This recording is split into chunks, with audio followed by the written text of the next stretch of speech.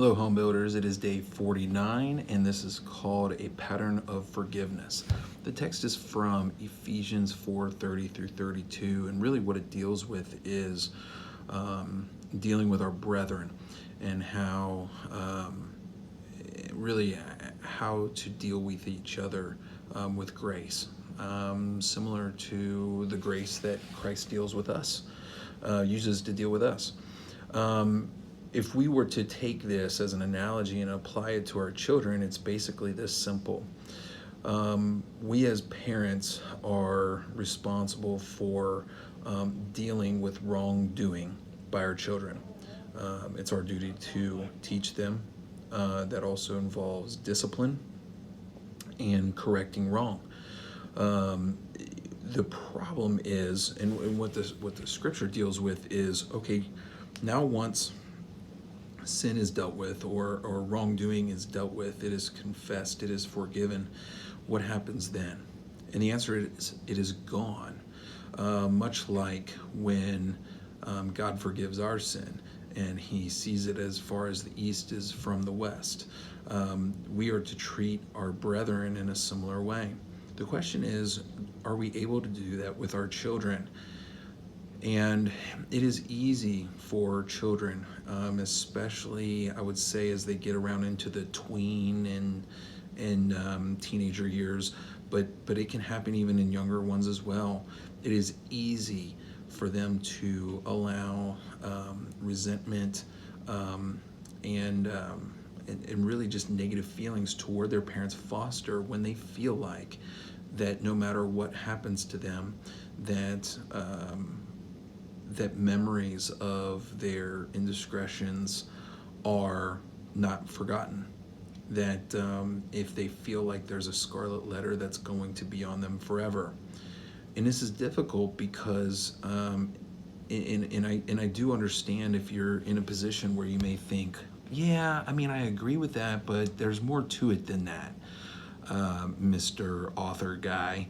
And I don't disagree with you either, because as parents, we don't deal with every situation in a vacuum. We don't deal with every indiscretion of our children the exact same. Context matters, history matters. And so I think that's where this one is a little bit short-sighted. But I do agree with the general concept of it, and that is this. If we continue to remind our children of every single thing they did wrong, if we allow a wrong thing from years past to continue to be brought up, in a serious way, not one that's like joking or something like that, but in a serious way, as we're disciplining and teaching, that is going to create resentment. That is going to make it so that eventually they will stop listening. Now, if you have a certain issue that continues to keep coming up again and again and again and again and again, I think that we're forced to go back into history a little bit and deal with the pattern that is there. An interesting thing about this is I think you can also apply this in the marriage context. Some habits are hard to break. Some things are a little bit more personality driven than others. There are issues that that cause conflict in marriages. And I mean, it's obvious, we've all been through it before, but I think it bears mentioning. If history from years ago cannot be put away, cannot be quashed, cannot be just cast aside and forgotten about, we start to question how real is forgiveness, and we start to question whether there ought to be any hope that that the offended person can get past the wrongdoing of the offender. And I'm talking even like on little stuff. There's a middle ground there somewhere. There's an appropriate place where we ought to be.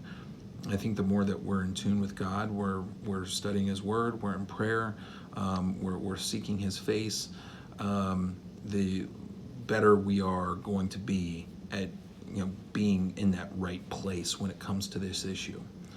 But we need to be better at forgiving, and when we do that, we also teach our children to do that as well. We also increase their likelihood of listening to our counsel and using it further and further into their teenage years and young adult life. So I hope that's helpful. Maybe it's a little bit confusing. Maybe it's clear as mud. I don't know. But that's the lesson for today, and we'll see you tomorrow. Have a great day, everybody.